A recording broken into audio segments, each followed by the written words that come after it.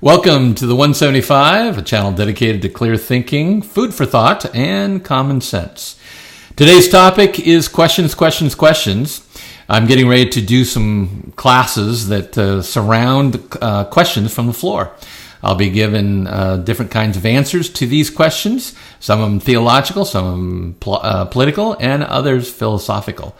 Today, I'm joined by my son, EK5, and he's got some questions that he's going to pose, and I'll do my very best.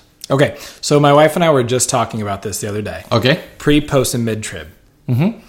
I think you're a mid-tribber, if I recall. No, I am anything but a pre-tribber. Okay, so because her only exposure to this was the Left Behind series, which makes her clearly a pre-tribber. Uh-huh. Explain to me, and I want like a less than a paragraph explanation why that's wrong. God's nature, generally speaking, has never protected the church from tribulation. In fact, I would argue that the church actually grows more under persecution and tribulation than any other time. So the fact that he's going to protect the church completely from, well, literally all hell breaking loose at the end of time seems to be counter to his pattern of behavior for all time dealing with man. Okay.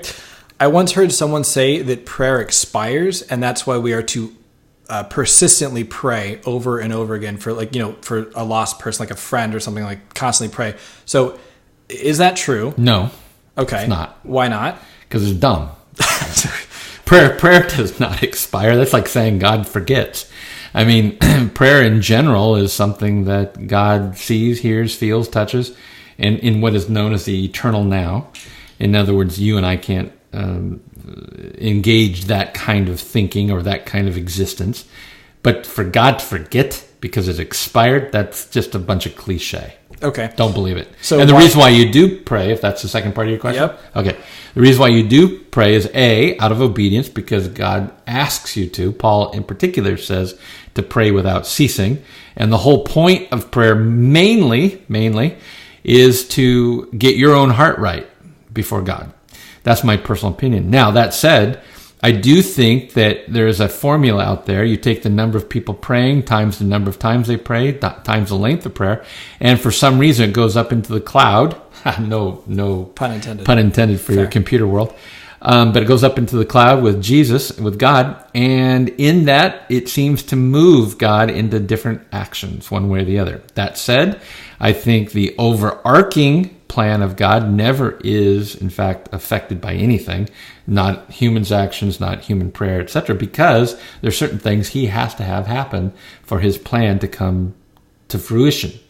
I believe in a cosmic mosaic, and that means that, think of a mosaic, think of a bunch of stones that, they're all different colored, and if you stand way the heck back, you see a picture, an image of someone, but if you get really close, you can't. Well, I believe life is the really close part, and you can't really see exactly what all the picture of the cosmic mosaic that God is making. But it's clearly going down a path. All the predictions that he's talking about are coming true, even the one right now, in my opinion, we're at, and that's in Matthew 24, where it says, "And the love of most will grow cold, and people will be disobeyers of parents, and they will be lovers of themselves." And if that's not the United States, I don't know what is. And it keeps on going to show that there is going to be a tribulation in Matthew 24. In fact, Matthew 25 as well. And it's not pretty at all. It's ugly.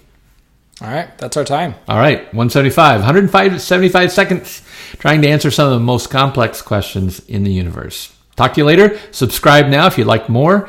That way you'll get notice whenever we post something. Take care. God bless.